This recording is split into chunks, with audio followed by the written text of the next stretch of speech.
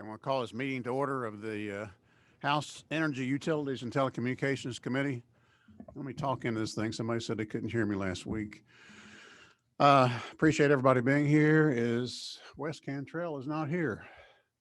Martin, would you ask the Lord's blessing on our meeting today and ask him to lead us into the right directions?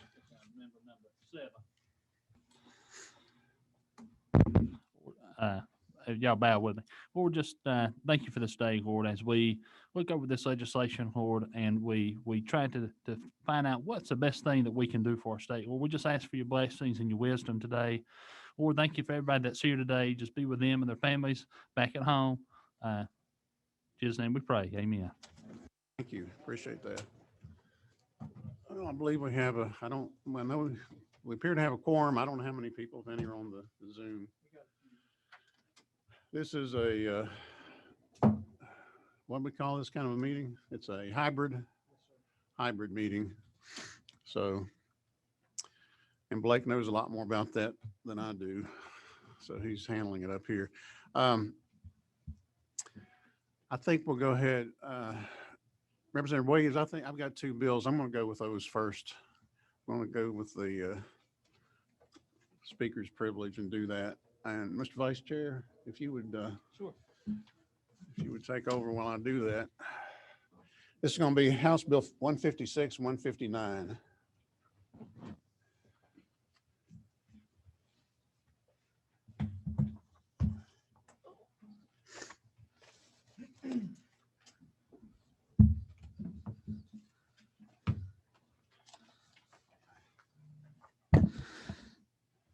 Thank you, Mr. Chairman. And so for 156. Okay, I guess I need a mic here. Can I move over? Yeah, we can share. Maybe this one's better here. All right, I'm going to bring to you House Bill 156 first. And the reason I didn't put this through subcommittee is that we passed a bill very close to this last year, carried by Representative Momtahan. He did a great job.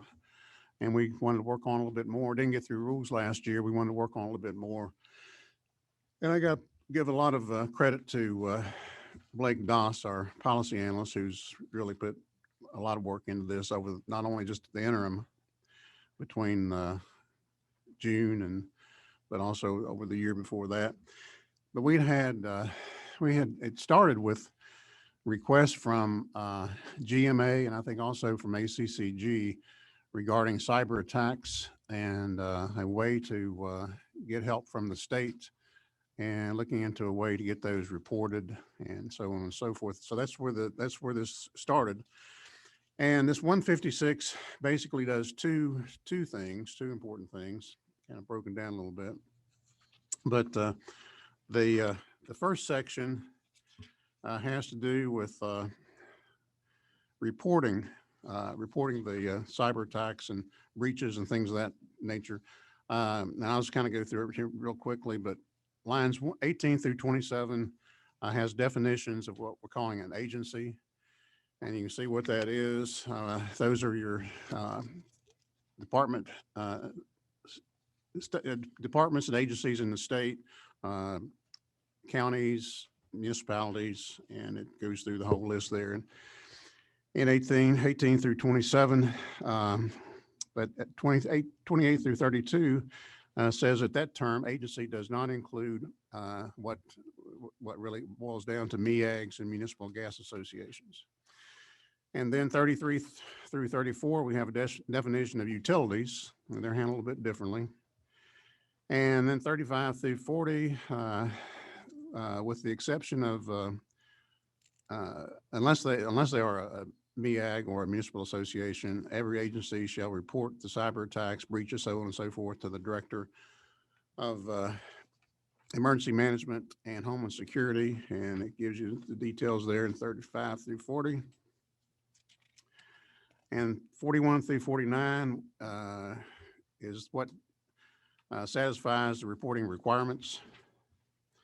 50 through 54, let's see.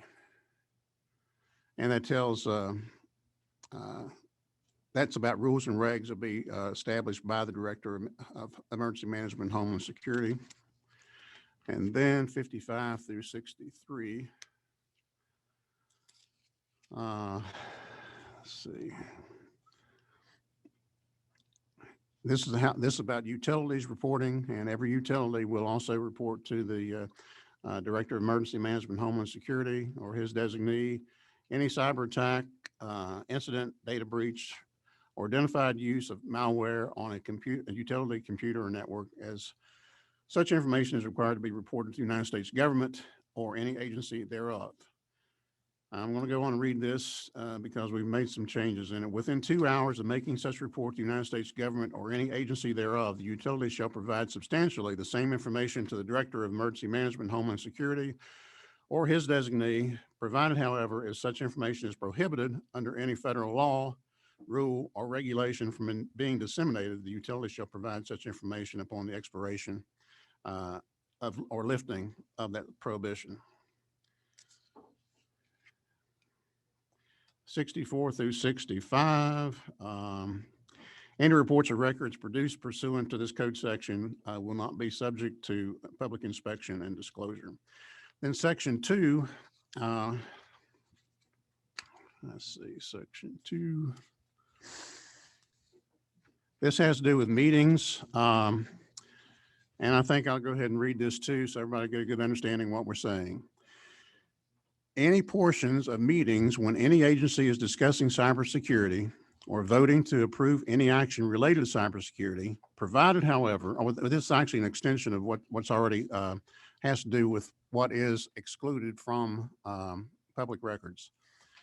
That would end, what's in code would end with an or. Any portions, what is excluded from public media, public from the public. Any portions of meetings when any agency is discussing cybersecurity or voting to approve any action related to cybersecurity, provided, however, that a vote in executive session to enter into a cybersecurity contract shall not be binding on an agency until a subsequent vote is taken in an open meeting wherein the identity of the contractor and any terms of such agreement that if made public would not increase the risk of unauthorized access to the information technology assets of the state are disclosed before the vote. And then 77 through 84, in 75, we talk about cybersecurity. What exactly does cybersecurity mean? Those are the things in 77 through 84 that would tell you what cybersecurity means in this code section.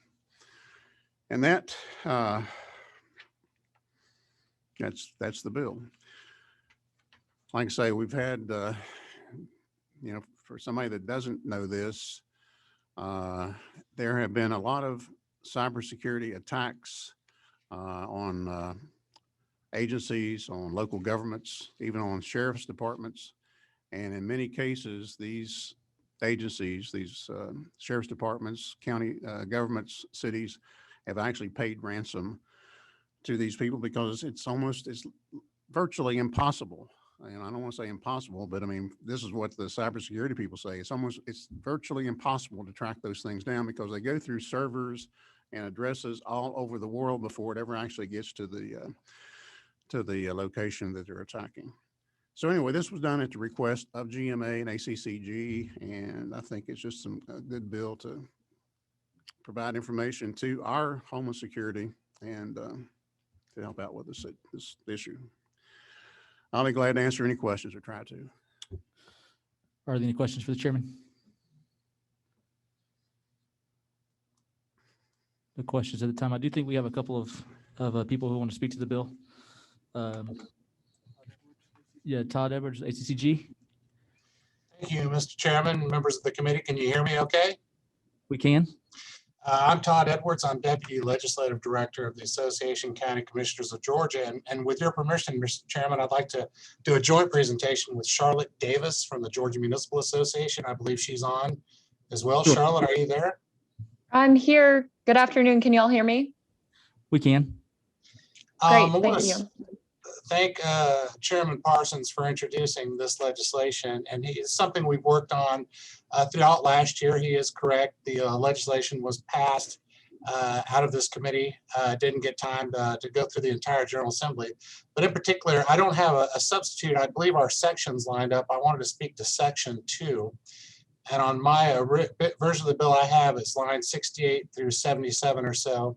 And this relates to the state's open meetings law.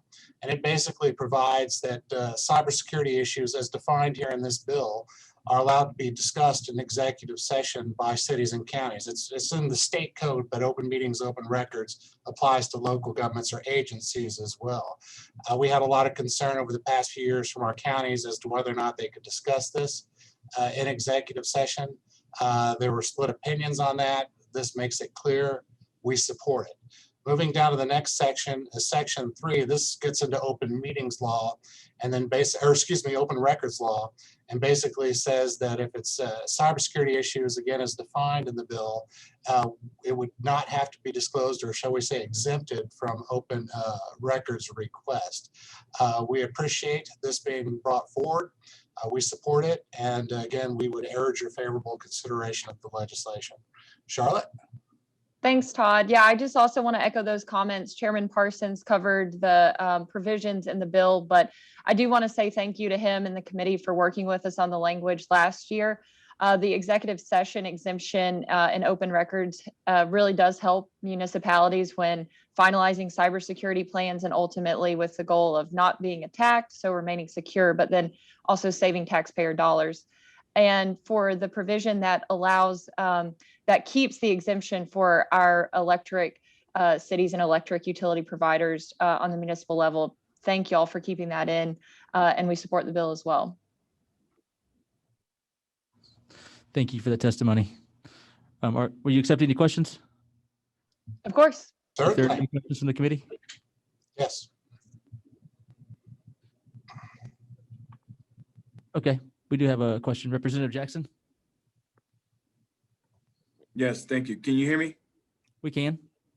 So I appreciate the bill, and it's a good bill. I do have a couple of questions though for both GMA and ACCG as it relates to cyber attack, data breach, malware, etc. We all recall, at least a few of us, that this bill was before this body last legislative session. But since then, a lot has occurred, even prior to that, right? I mean, I don't want to go back too far in history, but we all can recall when Equifax had a data breach and 147 million citizens' personal data was exposed, and Equifax waited months to report out to the public. And so when I look at lines 47, 48, 49, lines 58, nowhere in there does it say how we should alert Georgians that a cyber attack or a data breach or malware, etc., has occurred in Georgia. Where do we, when do we alert the public? The 538 cities, the 159 counties, when do we alert the public that this event has occurred is the first question.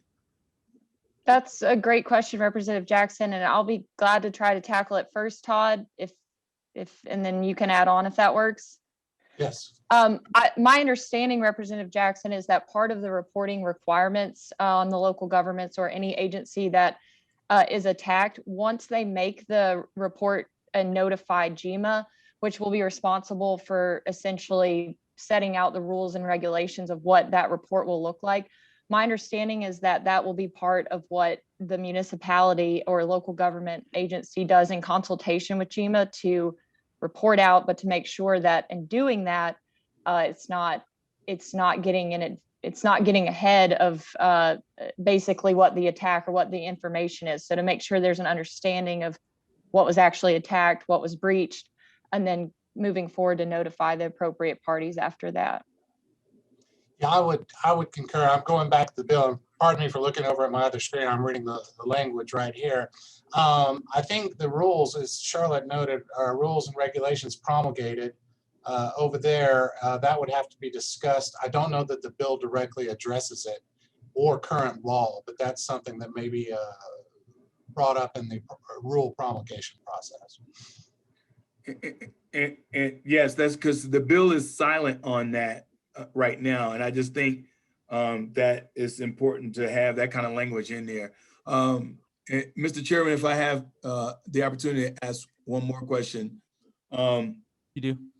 Just recently, Florida had one of its water treatment plants hacked, where an individual tried to basically add more chemicals by way of the electronic system, which could have significantly caused a number of deaths if too much chemical was supplied in the water plant.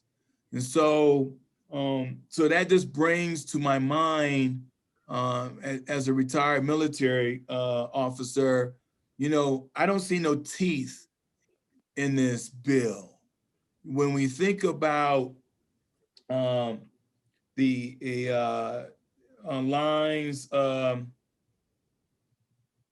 line 3, to facilitate sharing of information and reporting of cyber attacks, that's great.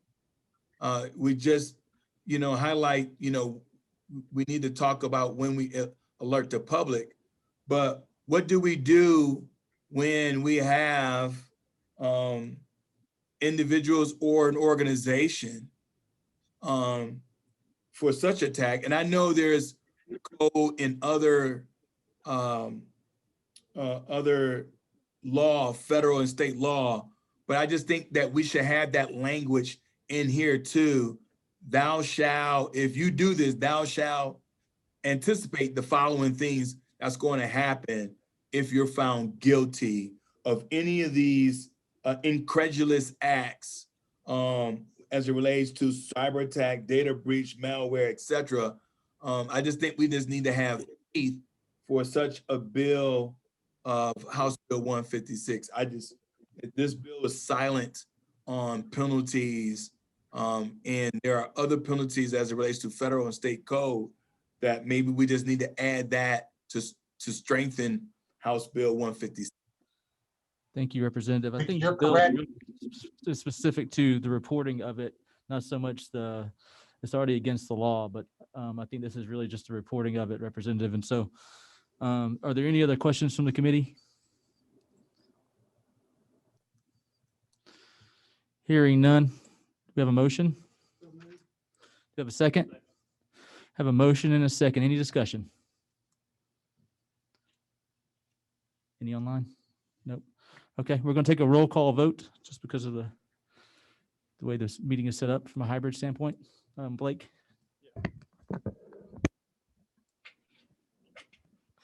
All right, Representative Golett. Yes. Representative Anderson. Yes. Representative Camp. Yes. Representative Carson. Yes. Representative Dickey. Yes. Representative Dollar.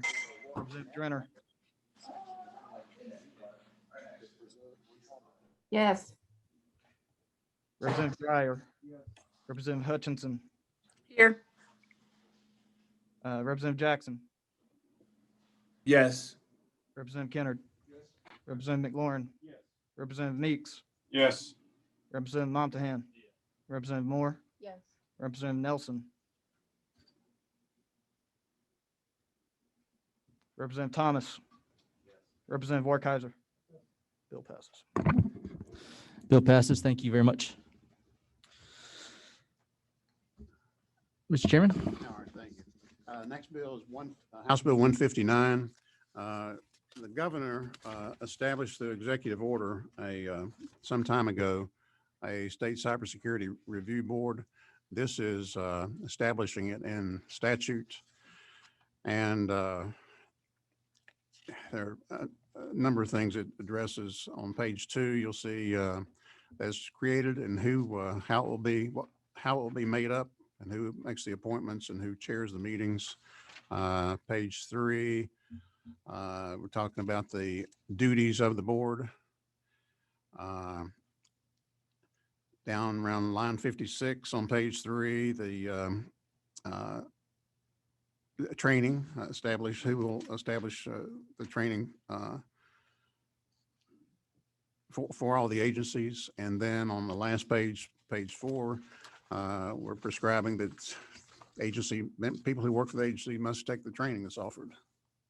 And that's pretty much it. Thank you, Mr. Chairman. Willing to take questions? Are you open to questions? I'm open. Okay. Anyone have any questions for the chairman? None online? Okay, no questions. Do we have a motion? Do we have a second? Have a motion and a second. Any discussion? No discussion? We're going to do a roll call vote again. All right, Representative Golett, Representative Anderson, Representative Camp, Representative Carson. Yes. Representative Dickey. Yes.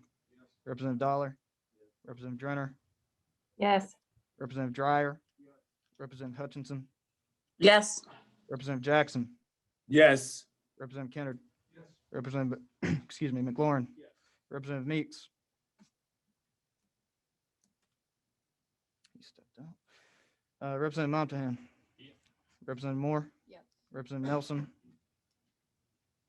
Representative Thomas. Representative Warkeizer. Motion passes. Thank you, Mr. Chairman. All right, thank you.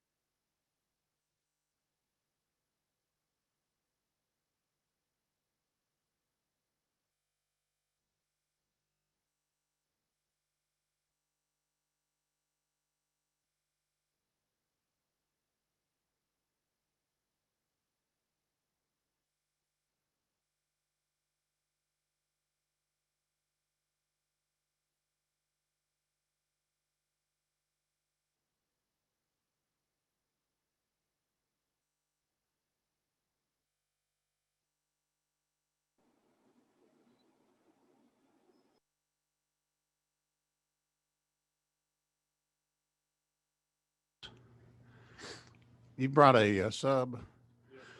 I haven't had a chance to look through it.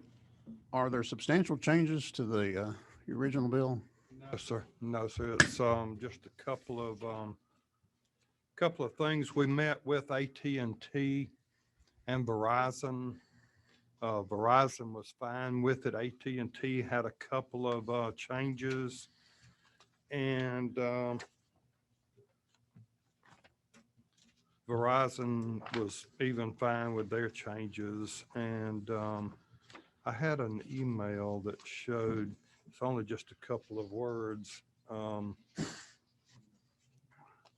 one reason I'm asking is one reason I didn't put this back in the subcommittees because we passed it out last year, and Chairman Dollar's subcommittee had passed that out. Is that right, Chairman?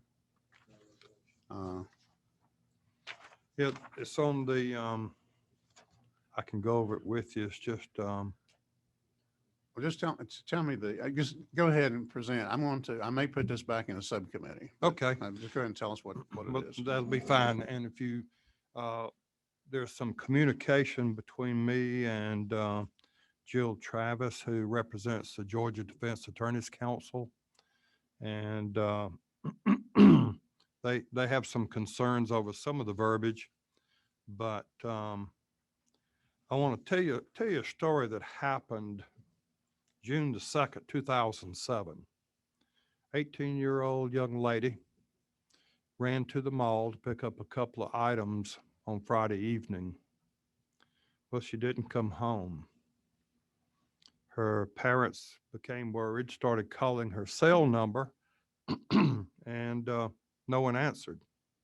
Well, this went on and went on, so she called the police department, and they went to the mall, and there was her car, but there was no sign of Kelsey. So they approached the cellular carrier, asking them to ping her phone. And without a search warrant, they could not ping her phone or give her the police or law enforcement location of where she might be with her phone. They pinged it, but they wouldn't turn over the evidence or the information without a search warrant. Well, they were able to finally get a search warrant Monday morning. So they got a search warrant, and they turned over where they pinged her phone. All the law enforcement proceeded to that location and found her brutally murdered. Now,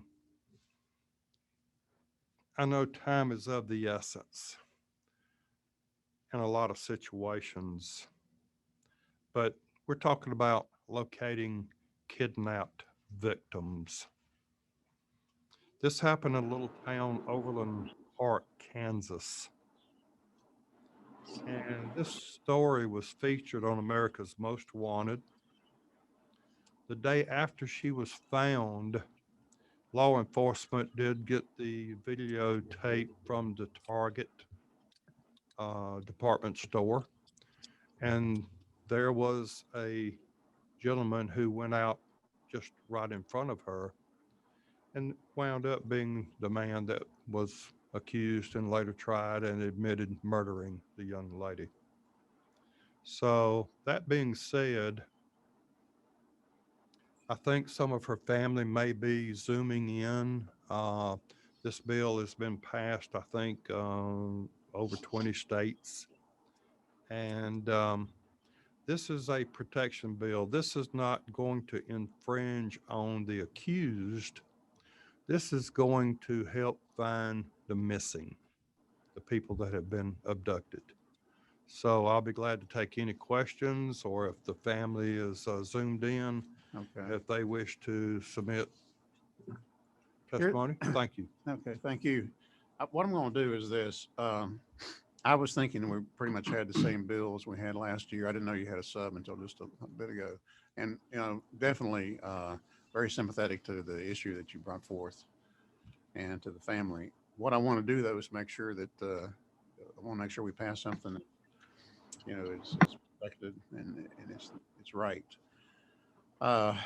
So normally, and I probably hadn't talked about this in the first meeting at all, and I should have. Normally in this committee, what we do is, and I make exceptions, but normally what we do in the committee is testimony and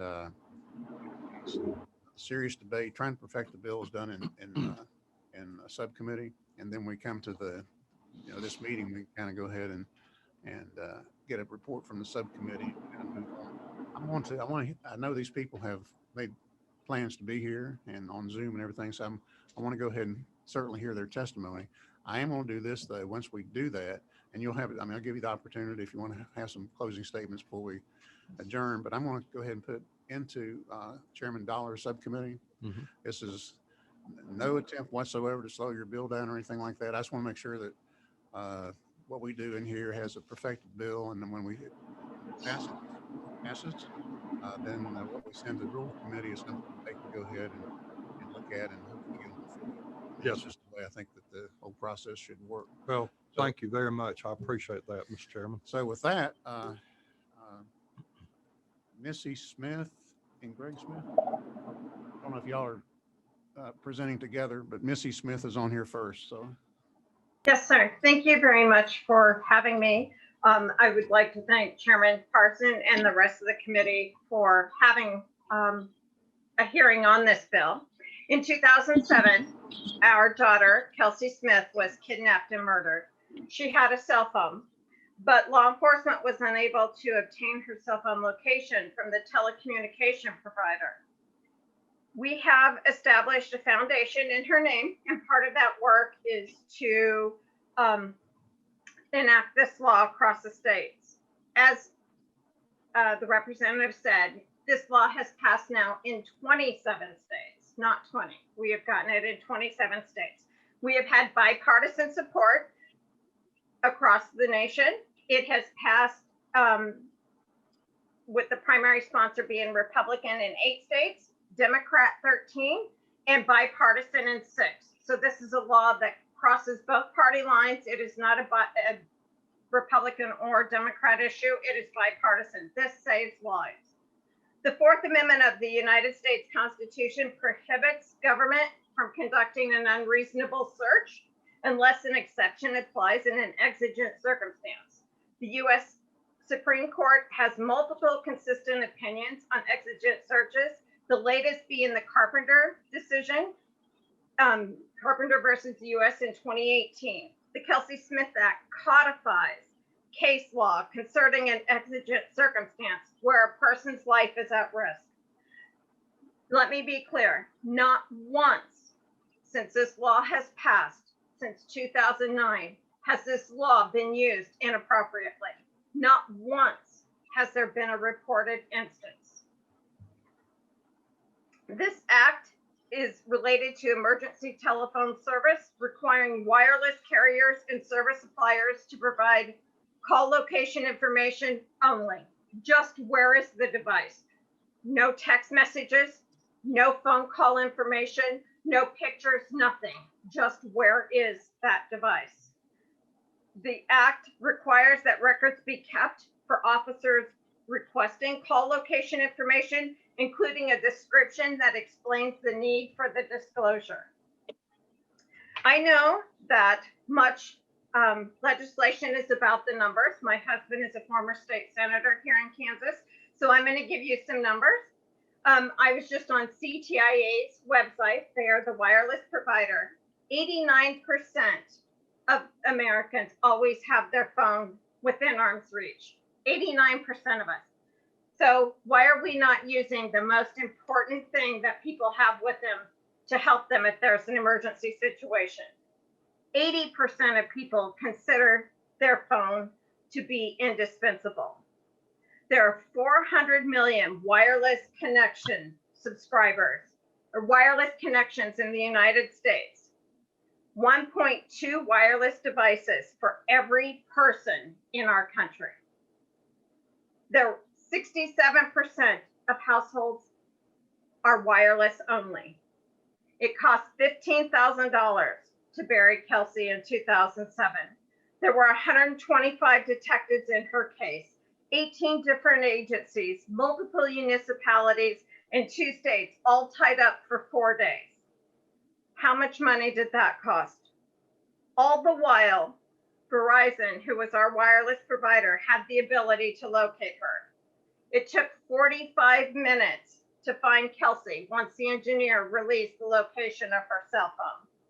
There were 4,176 17 to 24-year-olds murdered in the United States in 2007. One I personally knew. The cost to enact the Kelsey-Smith Act is $0. The lives saved are priceless. And according to C.S. Lewis, experience is that most brutal of teachers, but you learn. My God, do you learn. Please learn from our case and from Kelsey and enact this law in Georgia. Thank you, and I'll stand for any questions should you have any. Thank you. Looks like there is a question. I'm not sure who that is.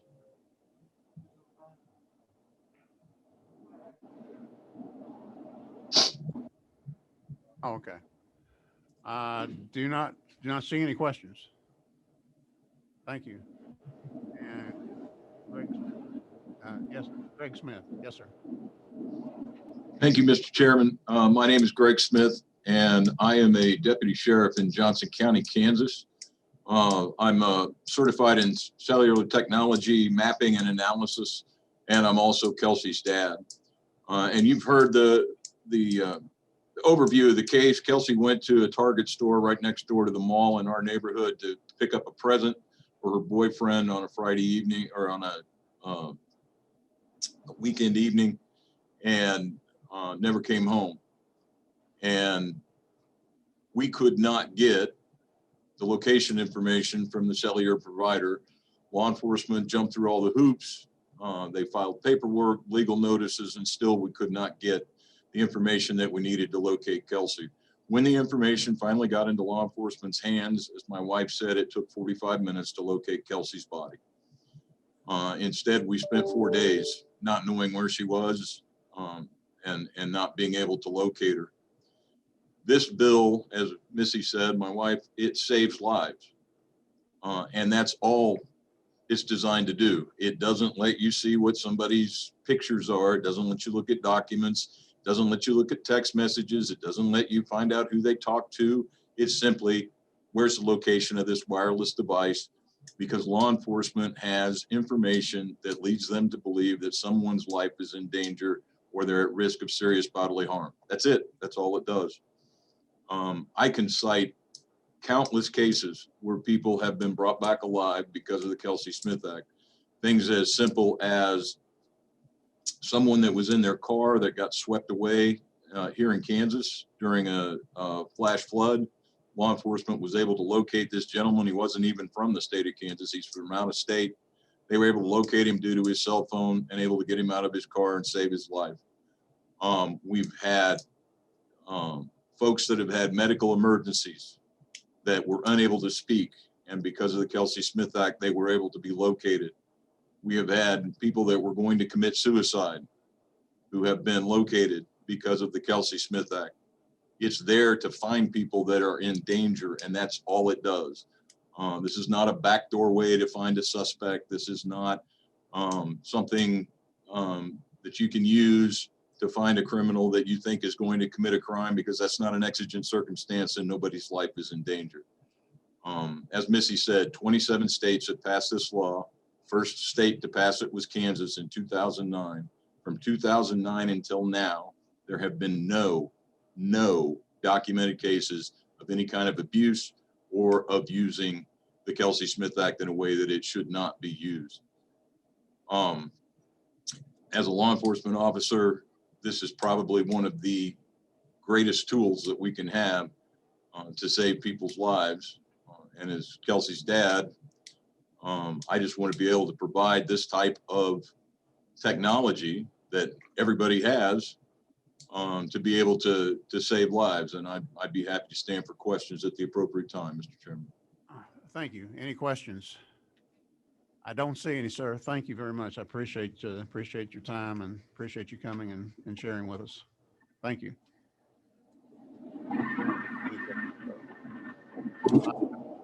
We have someone else who wants to speak. I'm not sure. Vasu, looks like it might be Abraham. I can't, not sure how you pronounce it. Vasu is fine, and that's perfect pronunciation.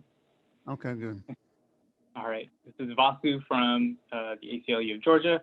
Thank you, Chairman Parsons and members of the committee. I'm the Policy Council for the ACLU of Georgia. We are, of course, dedicated to protecting the civil liberties of all Georgians, including the fundamental right to privacy safeguarded by our state and federal constitutions.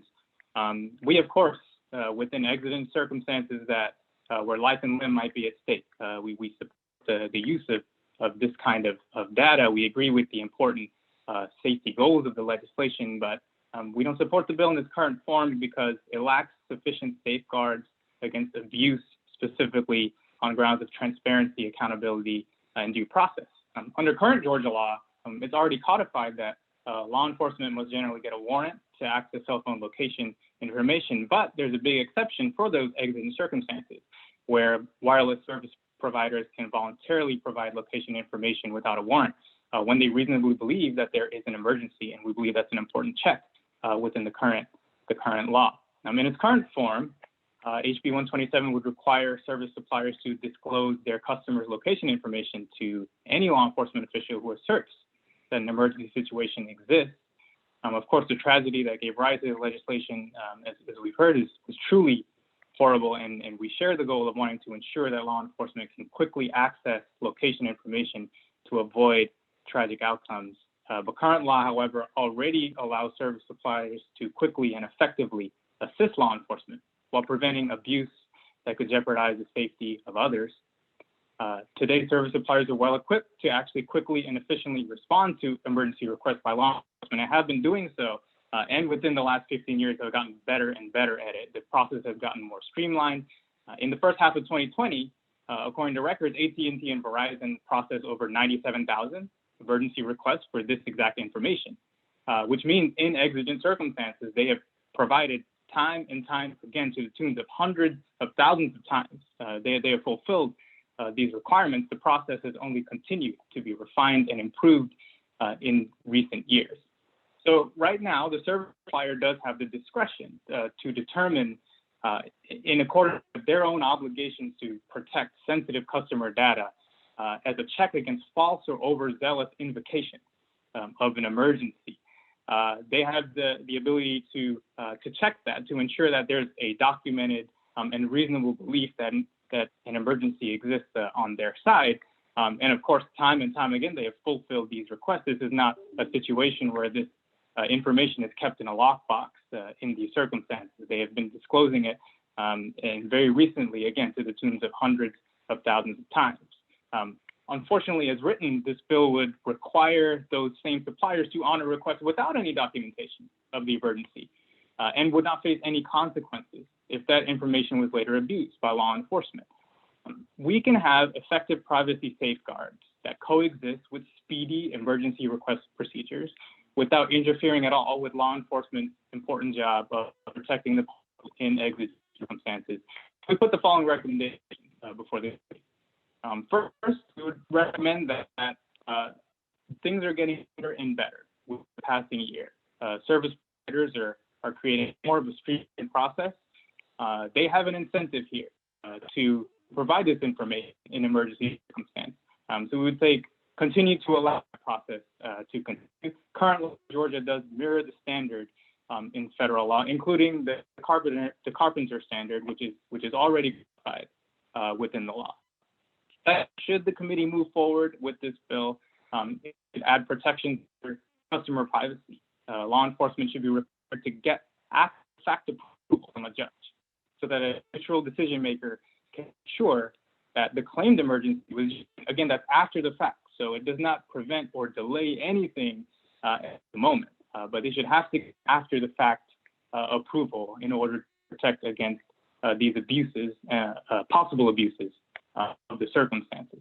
Third, law enforcement should be required to give after the fact notice to any person whose location information was actually obtained and disclosed in order to meet the exigent circumstance. That way we can learn if someone violated the law or someone impersonated an officer to legally obtain information, things like that. Fourth, law enforcement should be required to document and retain all requests for location information made under the statute. And fifth, the language in Section 2, Part B should make sure that the probable cause standard is applied to believe that an emergency exists. That probable cause standard will help ensure that sensitive location information is obtained and disclosed only when there's good reason to believe that an emergency situation exists. So again, the way it's written now, we would recommend adding that probable cause standard. The same features of cell phone location information that make it useful to law enforcement is exactly why the U.S. Supreme Court has time and time again recognized that this information, this sensitive location information, is protected by the Fourth Amendment of our Constitution. It can invade the reasonable expectation of privacy that citizens have. This includes when you're at home, where you spend the night, where you worship, which doctors or psychiatrists you may visit, and more. We therefore urge the committee to reject the bill as drafted. We would look forward to collaborating on ensuring that accountability, transparency, and due process is respected within this process. Thank you, and I look forward to answering any questions that you may have. Thank you for your testimony. I don't see any questions unless they're on Zoom. Okay. There are no questions, but thank you for your testimony. We appreciate you coming. I would recognize Jill Travis. Good afternoon, Mr. Chairman and members of the committee. I'm going to keep it brief to just say that we've had the opportunity to speak with Representative Williams before the meeting. We do have some constitutional concerns, and we do think that the language can be narrowed to achieve goals for what he's seeking, but we don't want to take the committee's time to discuss those before you now. I have full confidence that we can work together to get something like this done. I would just point out that in Georgia, we do have magistrates that would issue these warrants. And to the extent that they're not available 24/7, would hope that that would be a priority to make them more available. And we are extremely sympathetic to the Smith family and their loss. So we'll work with Representative Williams, and thank you again for your time. All right, thank you. Thank you for your testimony. I don't see any questions. Is that it? Okay. Representative Williams, thank you for coming with this. What I'm going to do is what I said. I'm going to place it back in, or place it in subcommittee chaired by Chairman Dollar. And it's an important issue, and I appreciate you bringing it. I appreciate the testimony, especially, of course, from the family. It's an important enough issue that we need to make sure we get something that's right, and then bring it back hopefully next Tuesday. And I mean, it'll still be early in the session. It's certainly not late in the session. And but get a bill and have some input. I'll leave it up to Chairman Dollar to establish a time and a place to meet. And if he wants to have, it's going to be up to him whether he has testimony again or whatever. But now when we come back, we won't have any more testimony. That'll just be it. And we'll have a report from the committee and a bill or a substitute. And maybe it'll be this one. I don't know, but a substitute to work from. Yes, sir. One point of clarification, Verizon asked for changes in the original bill. Okay. AT&T was fine with it like it was, but even with the changes that Verizon wanted, AT&T was fine with those changes. But I look forward to working with Ms. Travis. My heart breaks for this family, Yes. and if we can save a life, I'll work night and day. Right. To try to get this bill perfected so we can get it through. Well, I appreciate you. Appreciate the work you've done on it. And like I say, Chairman Dollar, do you have a question or something?